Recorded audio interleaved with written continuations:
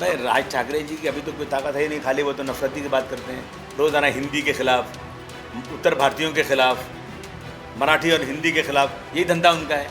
अब उनके आने के बाद हो सकता है कि जो शिवसेना की ताकत है कम भी हो सकती है, कोई ज़रूरी नहीं बढ़ जाए। मस्जिद के बाहर नमाज नहीं पढ़ सकते। मैं आ रहा था अगर पूना से, तो मुझे लोगों ने कहा कि पालकी जाने वाली है, जल्दी जाएंगे नहीं तो फिर रास्ता जाम हो जाएगा। रास्ता जाम हो रहा है, हमने कभी मना नहीं किया। देखिए, समाजवादी पार्टी आज देश की तीसरी बड़ी पार्टी है। बीजेपी कांग्रेस के बाद समाजवादी पार्टी का नंबर आता है, परंतु महाराष्ट्र में हम लोग संघर्ष कर रहे हैं बहुत दिनों से, लेकिन हम महाराष्ट्र में जितनी पार्टी बढ़ना चाहिए उतना हम बढ़ा नहीं सके अभी तक, क्योंकि यह राज्य की पार्टी है। हमारी कोशिश है कि हम लोग समाजवादी पार्टी को नेशनल पार्टी बनाएं। आज प्रॉब्लम ये बहुत बड़ा देश में कि 2014 के बाद से देश में जो कर्ज़ था, पहले 1947 से 2014 तक जो कर्ज़ था 55 लाख करोड़ रुपया, अब वो हो गया 3 गुना ज़्यादा। देश कर्ज से डूबा जा रहा है, हमें हर साल उसका इंटरेस्ट भरना पड़ता है। और कहा जा रहा है कि देश जो चौथी जो है, दुनिया की चौथी जो है आर्थिक शक्ति बन गई है, परंतु मैं समझता हूँ कि आज भी 85 करोड़ लोगों को 5 किलो राशन दिया जाता है, और राशन नहीं मिलेगा तो वो खा नहीं सकते हैं। ये देश की स्थिति है। महाराष्ट्र में पैसे नहीं है, अभी डेवलपमेंट काम बहुत रुका हुआ है। लाडली बहन के नाम पर इन लोगों ने पैसे दिए। देखिए, जब आदमी इलेक्शन लड़ता है ना, तो जो भी इलेक्शन कमीशन की गाइड है वो सिर्फ किताबों में लिखी हुई है। लोग कितना खर्च करते हैं आप सब अच्छी तरह जानते हैं। बहुत सारे लोग वोटर को पैसे भी देते हैं, हालांकि सब गलत है ये, लेकिन बहुत से लोग देते हैं वोटर को पैसे। सरकार ने पैसे न दे करके हमारे पैसे, जनता के पैसे लाडली बहन के नाम पर दिया, और ये कहा कि अब हम चुन कर आएंगे तो हम अब की बार 1500 की जगह 2100 रुपये देंगे। और चुन के आने के बाद आप कह रहे हैं कि बहुत सारे 8-9 लाख लोगों ने गलत लिया है, उन पर कार्रवाई होगी, और अब 500 रुपया देंगे लाडली बहना के नाम पर। अभी हम बजट के लिए बात करते हैं तो बोले पैसे ही नहीं है, पैसे ख़त्म हो गए। ये हालत है महाराष्ट्र की। और सबसे बड़ी जो दुख की बात है कि महाराष्ट्र में आज जो है ना, सांप्रदायिकता अरूज पर है। एक चुना हुआ आदमी 4 फुट का है, उसकी हैसियत कुछ नहीं है, परंतु खुलेआम कहता है कि हमारी सरकार हिंदुत्व की सरकार है। हम कहते हैं ये सरकार सेकुलर सरकार है। देश में संविधान है, और संविधान की कसम 2-2 बार खाने वाला आदमी, एक बार आमदार बनता है तो शपथ लेता है, दूसरा उसके बाद जब बनता है वो मिनिस्टर बनता है तो शपथ लेता है, लेकिन वो कह रहा है हमारी हिंदुत्व की सरकार है, हम मस्जिद में घुस के लोगों को मारेंगे, मस्जिद का लाउड स्पीकर उतारेंगे। इस तरह की चीज़ें महाराष्ट्र में हो रही हैं। आज महाराष्ट्र में जो मस्जिदों पर लाउड स्पीकर लगा हुआ है, उस लाउड स्पीकर को मुंबई में उतारने की बड़ी ज़ोरदार से ये चल रही है। कि सुमैया हर एरिया में जाते हैं पुलिस को लेकर के, मस्जिद का लाउड स्पीकर उतारो। देखिए, लाउड स्पीकर उतारने का कोई कानून नहीं है। जो भी कोर्ट का आदेश है वो ये है कि डिसिबल उसका जो मेंटेन करो। डिसिबल अगर मेंटेन नहीं होता है तो आप उस पर केस कर सकते हैं, फिर आप उतार सकते हैं, परंतु कह रहे डिसिबल हमको कुछ नहीं मालूम, हमें जो है ना इस लाउड स्पीकर को उतार कर वहाँ दूसरा एक स्पीकर लगाना है, जिस स्पीकर से आवाज़ आएगी नहीं और अजान कोई सुन भी नहीं सकता है। पूरे देश में चल रहा है, लेकिन सिर्फ महाराष्ट्र में ये चल रहा है। मस्जिद के बाहर नमाज नहीं पढ़ सकते। देखिए, मस्जिद के बाहर अभी मैं आज आ रहा था, देखिए हम किसी की शिकायत नहीं कर रहे हैं, हम अपने हिंदू भाइयों के साथ कदम से कदम मिलाकर, कंधे से कंधा मिलाकर चलते हैं। आज तक कभी किसी मुसलमान ने ये शिकायत नहीं किया कि सड़क पर त्यौहार क्यों मनाया जाता है। लेकिन आज अगर मस्जिद भर जाती है तो लोग मजबूरन, कुछ मस्जिदों में, हर मस्जिद में भी नहीं, बाहर 5-10 मिनट के लिए नमाज़ पढ़ने आते हैं। लेकिन उसके लिए यूपी के सीएम कहते हैं कि अगर आप जो है बाहर नमाज़ पढ़ोगे तो आपका पासपोर्ट कैंसिल कर दिया जाएगा और आपका ड्राइविंग लाइसेंस भी कैंसिल कर दिया जाएगा। मैं आ रहा था अगर पूना से, तो मुझे लोगों ने कहा कि पालकी जाने वाली है, जल्दी जाएंगे नहीं तो फिर रास्ता जाम हो जाएगा। रास्ता जाम हो रहा है, हमने कभी मना नहीं किया, लेकिन हमारी मस्जिद, हमारी नमाज के लिए, यानी ये जानबूझ करके ना इस देश में मुसलमानों के लिए ज़मीन तंग की जा रही है। वक्फ की ज़मीनें हमारी हड़पने का पूरा इरादा हो रहा है। जो 4-4, 5-5 सौ सालों से मस्जिदें बनी हैं, कब्रिस्तान है, दरगाहें हैं, उन दरगाहों पर नज़र इनकी है, उसको तोड़ करके सरकारी ज़मीन बनाकर उसको बेचने का सरकार का इरादा है। उसकी ये बहुत ही गलत हो रहा है। जबकि छत्रपति शिवाजी महाराज के राज में हिंदू मुस्लिम में कोई अंतर नहीं था। उन्होंने अपने राज्य में कितने मुसलमानों को बड़ी बड़ी पोस्ट दिए थे उन्होंने, और उन्होंने यहीं पे या बाबा याकूब को, कोकन में जगह जो है, बाबा याकूब को उन्होंने 750 एकड़ ज़मीन दिया, और उस ज़मीन आज भी उनके पास ज़मीन है। उस वक्त से वक्फ का काम चल रहा है, लेकिन ये सरकार आने के बाद वक्फ की ज़मीन है जिसने पूरे देश की सारी प्रॉपर्टी बेच दिया। एयर इंडिया बिक गया, एयरपोर्ट बिक गया, सी पोर्ट बिक गया, रेलवे बिक रहा है, सारी बड़ी बड़ी प्रॉपर्टी बिक रही, नया कुछ बन नहीं रहा है। और जो है वक्फ की ज़मीनें भी मुसलमानों के हड़पने का इरादा है।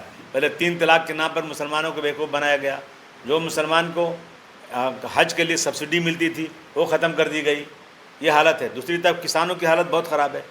मैं समझता हूँ वो सरकार निकम्मी सरकार है जो बार बार ये कहती है कि हम आएंगे तो एक भी किसान की आत्महत्या नहीं होगी, लेकिन आज भी किसानों की आत्महत्या बड़े ज़ोर में चल रही है, और किसानों को जो मुआवजा मिलना चाहिए वो नहीं मिल रहा है।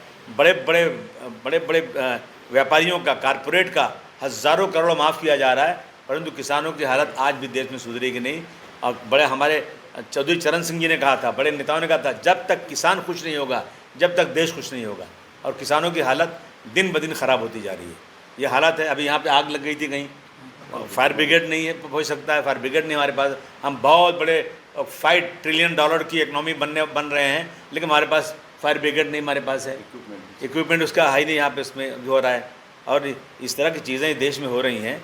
मैं समझता हूँ कि हमें जो है सोचना चाहिए, ये देश संविधान से चलेगा, अपनी मर्ज़ी से नहीं चलेगा। ये समाजवादी पार्टी हर धर्म के लोगों के साथ, चाहे किसी धर्म का भी हो। और याद रखिए, जो भी लोग राजनीति में धर्म को लाते हैं वो समझो कि बहुत ही ख़राब लोगों के हाथ में सत्ता है, और जो लोग डेवलपमेंट को लाते हैं समझिए वो अच्छे लोग हैं। आज ये जो है जिस तरह से हमारी फॉरेन पॉलिसी थी वाजपेयी जी के ज़माने में, नेहरू जी के ज़माने में, इंदिरा गांधी के ज़माने में, वो जो है हमारी फॉरेन पॉलिसी ख़त्म हो गई है। आज वाजपेयी जी का भाषण बार बार आज दिखाया जा रहा है कि उन्होंने कहा था कि इसराइल को फ़लस्तीन की ज़मीन खाली करना चाहिए, और आज हमारी सरकार जो है इसराइल को सपोर्ट कर रही है। मैं समझता हूँ ये जो है जो विदेश नीति है हमारी बहुत कमज़ोर हो गई है। हमारे पड़ोसी हमारे साथ नहीं है। इन चीज़ों को लेकर के समाजवादी पार्टी उत्तर प्रदेश में एक बड़ी पार्टी है, और अब की बार हमें पूरी उम्मीद है इंशाअल्लाह कि 2027 में फिर से समाजवादी पार्टी की सरकार बनेगी। हम लोग कोशिश कर रहे हैं महाराष्ट्र में ताकत बनाने के लिए। अब आपको कुछ पूछना हो तो पूछिए।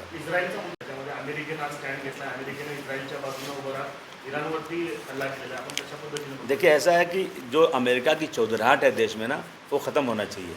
डॉक्टर राम मनोहर लोहिया साहब ने कहा था, बहुत पहले कहा था कि भारतवर्ष, हिंदुस्तान, पाकिस्तान, बांग्लादेश, श्रीलंका, नेपाल का एक महासंघ बनना चाहिए, ताकि जो अमेरिका हमेशा धमकी देता है, अमेरिका कहता है कि मैंने जो है पाकिस्तान और भारतवर्ष की जंग को बंद करा दिया, हमारे इसमें अपमान हमारा है।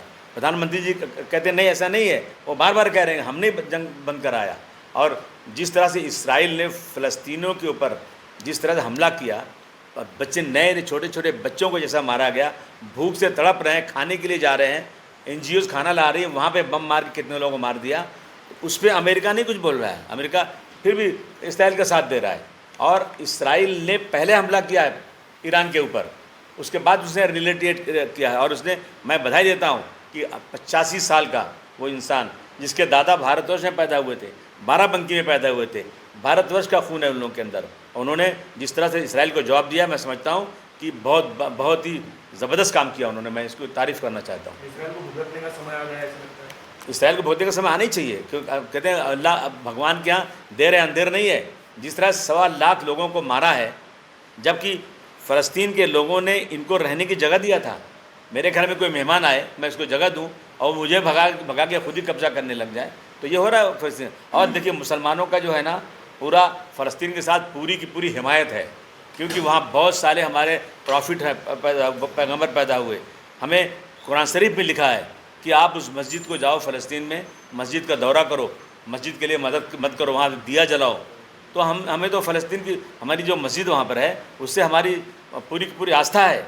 चाहे दुनिया कुछ भी कहे, लेकिन हम फ़लस्तीन के साथ हमेशा खड़े रहेंगे। लेकिन भारत किसको सपोर्ट दे, ईरान को या इजराइल को? अभी दोनों का नहीं, भारत को जो है इंसाफ करना चाहिए। भारत जो है इसराइल के फेवर, अभी वो 149 मुल्कों के लोग गए थे, हमारे प्रधानमंत्री जी नहीं गए उसमें, उन्होंने साइन नहीं किया वहाँ जा कर के।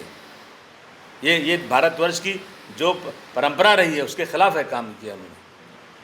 किसका सपोर्ट दे भारत को, ईरान का दे या इजराइल का दे या अमेरिका का? हम तो कहेंगे ईरान को देना चाहिए। निवडणुकीनंतर सर, निवडणुकीनंतर 45 दिवसामध्ये जे निवडणूक आयोगाने सांगितले की तो डाटा नष्ट करणार होता। अभी मैं डाटा अभी ऐसा है ना कि ये जो सरकार है ना, ये हर चीज़ जो है इलेक्शन जीतने के लिए कर रही है।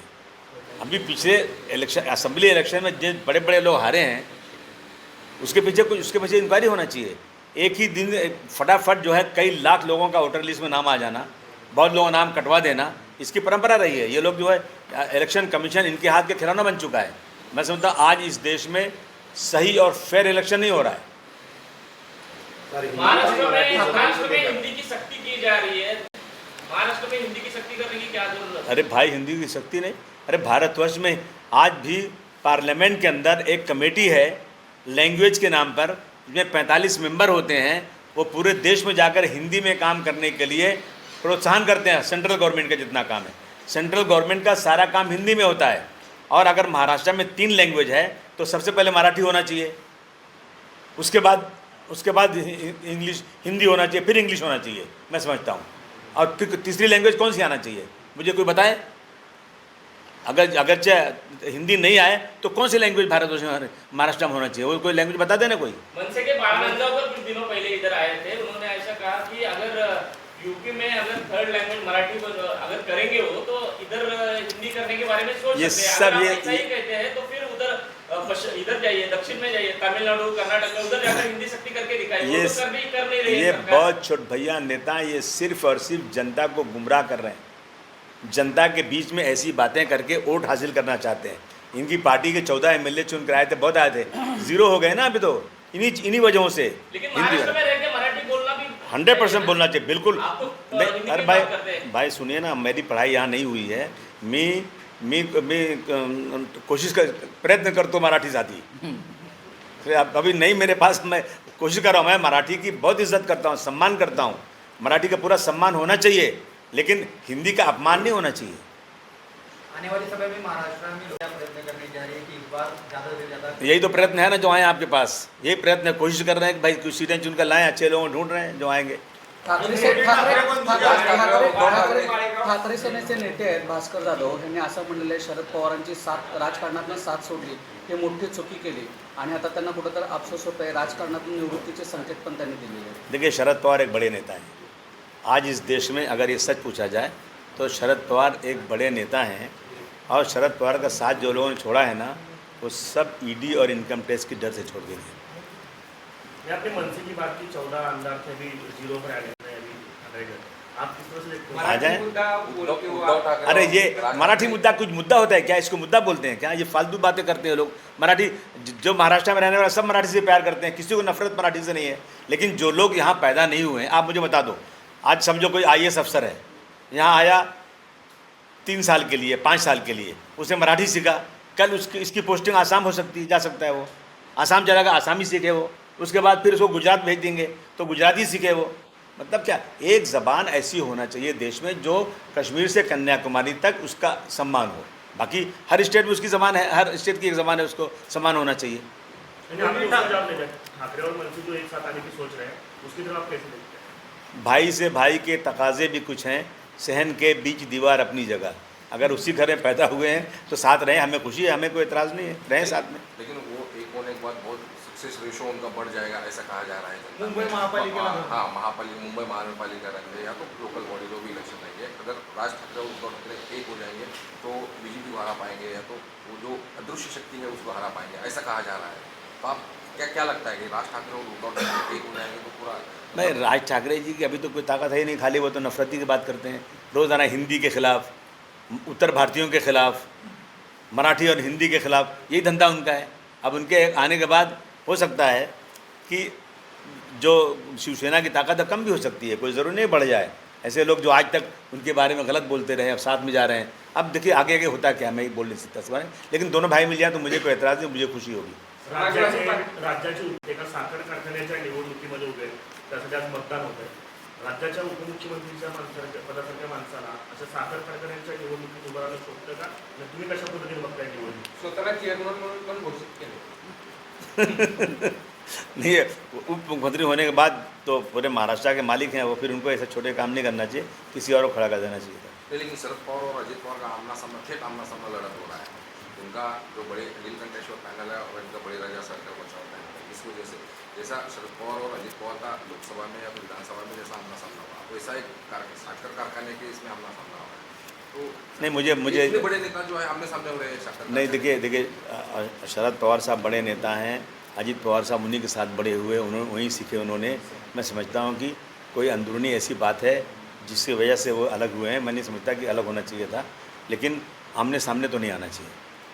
सिर्फ परसों हुआ था, पुणे के लड़के था, पुणे पुलिस ने इन्फॉर्म किया था, उसने आपने टिप्पणी भी की थी, देखिए हाँ, मैंने इंक्वायरी की मांग की थी, लेकिन पुणे पुलिस ने जो इनकाउंटर किया है उन पुलिसों को 1 लाख रुपये बख्शीश जाहिर किया है. आपने तो इंक्वायरी की मांग की. नहीं सुनिए, ऐसा ना सरकार हो रहा नहीं है. सुनिए, देखिए ऐसा है ना कि मेरे पास परिवार के लोग आए थे, एक लेडी आई, उसने उसके घर की बोली कि मेरे पे आके कनपट्टी पे रिवॉल्वर लगा दिया और बोला चलो किधर है वो सोया उसको बताओ.